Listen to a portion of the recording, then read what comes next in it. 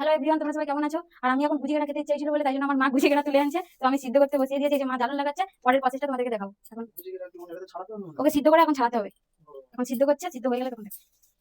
10 minute গুজিগেরাটাকে সিদ্ধ করে নিয়েছিলাম, তারপরে যে এখন ছাড়াচ্ছি, দেখো এই ছাড়ানো চলছে। এলাম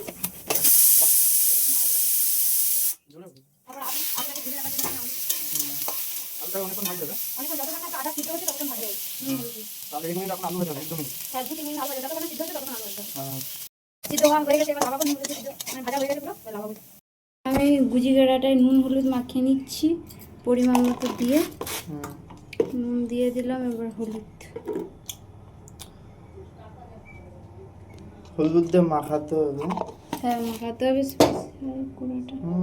দেখতে পাচ্ছ, এটা গুজিগেরা, গুগলি গেড়া বলবে অনেকে, কিন্তু গুগলি গেড়া বলবে, আমরা বলি গুজিগেরা। তোমরা এর নাম কে কীরকম ভাবে জানো তো একবার কমেন্ট করে বলো। ভালো করে এটা খেলে কিন্তু চোখের জ্যোতি বাড়ে, চোখের জ্যোতি বাড়ে, অনেক সমস্যা মানে সমাধান করে। এটা অনেকটাই ভিটামিন, এটাতে কোনো সার নেই, এটা পুকুরে থাকে।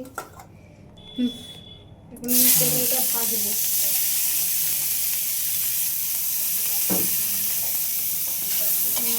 ডাক্তার কিন্তু এটা খেতে বলবে, কিন্তু অনেকে খায়। প্রবলেম তাদের এটা খেতে বলবে, তাই তো? আমার যেরকম চোখের প্রবলেম আমাকে খেতে বলবে। চোখে দেখো, চারটা চোখ, চারটা চোখটা দেখে দাও, এই যে চারটা চোখ, চোখে হচ্ছে চারটা চোখ। এই রান্না করছি।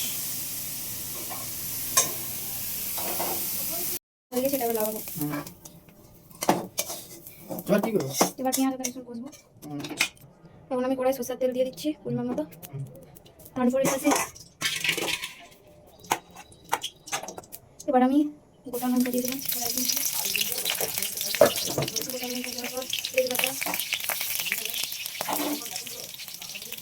দিয়ে দিলাম। এবার আমি পাঁচফোড়ন দিয়ে দিলাম। তারপর দেবো পেঁয়াজ।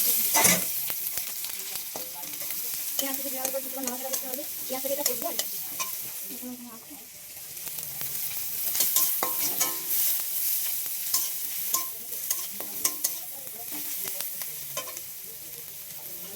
এবার সেই গুজিগেরাটা দিয়ে আমি এখন নাড়াচাড়া করবো।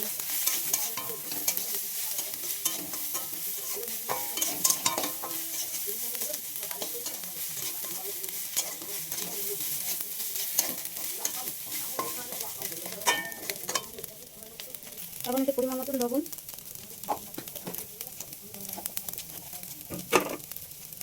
হলুদ দিয়ে দিতে হবে।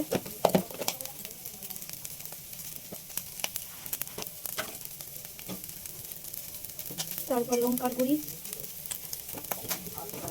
দিয়ে আমি একটু জিরা বাটা দিয়ে দিলাম, দিয়ে এখন নাড়াচাড়া করবো।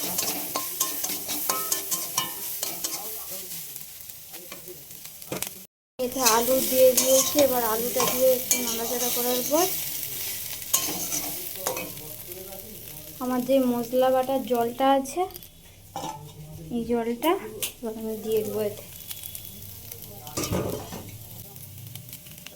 এবার আমি আলুটা দিয়ে নাড়াচাড়া করলাম। এবার আমি মশলার জলটা দিয়ে দেবো। পরিমাণ মতো জল দিয়ে দেবো, দিয়ে ঢাকা দিয়ে রেখে দেবো। এখন আমি এটাকে সিদ্ধ হওয়ার জন্য ঢাকা দিয়ে রাখবো। ঢাকা দিয়ে কিছু মিনিট লো ফ্লেমে ঢাকা দিয়ে রাখবো। ফাইনালি এখন পুরো কমপ্লিট।